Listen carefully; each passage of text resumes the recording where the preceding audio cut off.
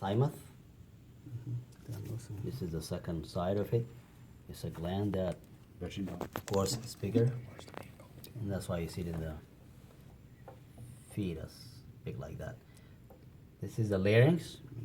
The trachea was on top of it here. We kind of shaved it and tilted back a little bit to expose the the larynx. So this is the thyroid gland, okay? This brown thing here is the thyroid. This is the larynx. You go down here is the trachea. Because the trachea rings, you can see the rings, right? Okay. If you push the trachea a little bit on the side, and you went behind, you're gonna see the esophagus, which is a muscular tube. This is the esophagus here, okay? Let me just take it out like that. Esophagus, okay? So larynx, thyroid, thymus, trachea, esophagus. Okay? You go down to the heart. This is the pericardium. Alright? See the pericardium here? That's the covering of the heart. You got the left auricle.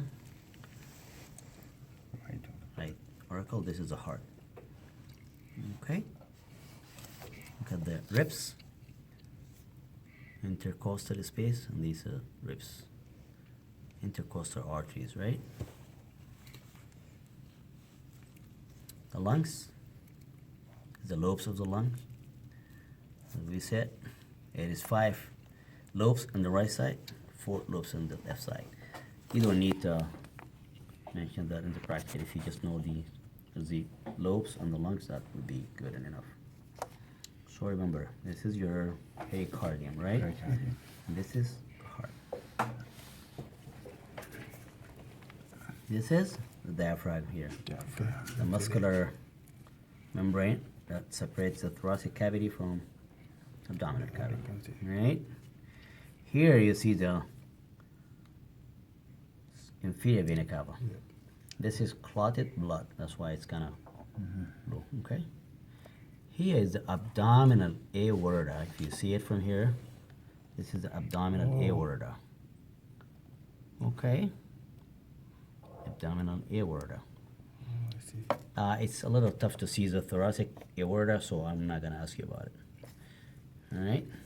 If you know the abdominal aorta, should be fine. Okay? And this is the diaphragm. Here. Go down, this is the liver. The lobes of the liver. In the inferior surface of the liver, you see, this is our gallbladder. This is the gallbladder here. Okay? From the gallbladder, you see this little tiny duct. This is the cystic duct, because it comes from the gallbladder here. Bladder, gallbladder, cystic duct. Here from the liver, you see the hepatic duct. So, cystic duct, hepatic duct. A clue for you, hepat means liver, so that comes from the liver. Cyst means the neck of the sac. So this is the gallbladder. Both, they form that very short common bile duct. Common bile duct here, which opens onto the duodenum. And this is the duodenum here. How do we know this is duodenum? Let's take the stomach first. We're going to find the stomach first, which is this big sac here. And the C-shaped part that's connected at the end of the stomach is the duodenum. It's a C-shaped, and that's where you find this common hepatic duct, common bile duct opens. Okay? So again, cystic duct, hepatic duct, common bile duct. This is a gallbladder. Go down to the gut, the gastrointestinal tract. I wanted you to observe on the C shape of the duodenum, you're going to see this structure, which is the pancreas. This is the pancreas. This is the head, this is the body, and this is the tail. If you mention this is the pancreas, that would be great. All right. This is the small intestine. We're not going to go into the details, but I want to show you the mesentery. she is here. This is the mesentery. Right? Mesentery. Okay. This guy here is the spleen. Yeah. This is the spleen. All right? And it's found on the left Tail of hypochondrium. It's the left hypochondrium, whereas the liver is on the right hypochondrium. Okay? So this is the small intestine. This is the large intestine here, and I don't want you to miss the spiral colon. It looks circular. Yep. The spiral colon. Look at it, okay? And it ends here, and it leads to the rectum. Yeah, so this is the rectum. All right? Go to the right side, you're gonna see one of the kidneys. This is the ureter, and I cut here, and it connect or passes urine from the kidneys to the bladder. This is the bladder here. And this is the two umbilical arteries. Sorry. Two umbilical arteries and the bladder. If you see the ureter connects to the bladder, it's more obvious on this side here. The kidney is still here, retroperitoneal. If you see it, it's behind the peritoneum. This is a peritoneum, and it's tucked behind it, like a little curtain or something that tucked the kidney in the posterior abdominal wall. So this is the right kidney here is retroperitoneal still. The left one we kind exposed it. If you follow the ureter here from the right kidney, this is the ureter.